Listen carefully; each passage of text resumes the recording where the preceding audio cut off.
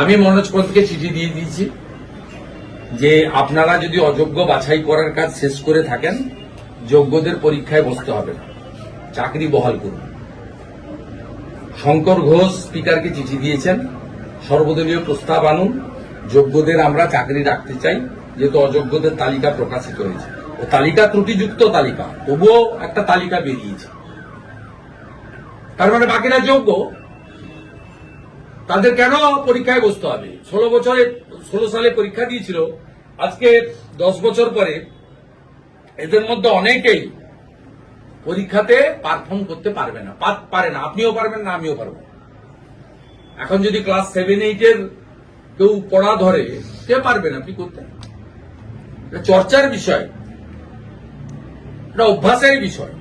অভ্যাস থেকে ডিটার যারা 10 বছর, তারা তো পারবে না, তাদের চাকরিগুলো তাহলে 31শে ডিসেম্বর পরে চলে যাবে।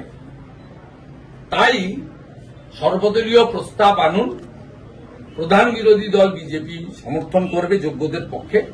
সেই প্রস্তাব নিয়ে গিয়ে মুখ্য সচিব লয়ারের মাধ্যমে সুপ্রিম কোর্টে ফেলে দিক, দিয়ে বলুক যে বাংলার বিধানসভার সব বিপক্ষ অপক্ষ সবাই একমত হয়ে যোগ্যদের জন্য চাকরি বহাল রাখতে বলেছে। কারণ মহামান্য সুপ্রিম কোর্ট এই রাজ্য সরকারকে, এই মুখ্যমন্ত্রীকে, তার নিয়ন্ত্রণাধীন এসএসসি কে বাধ্য করেছে অযোগ্যদের আংশিক হলেও তালিকা প্রকাশ করতে।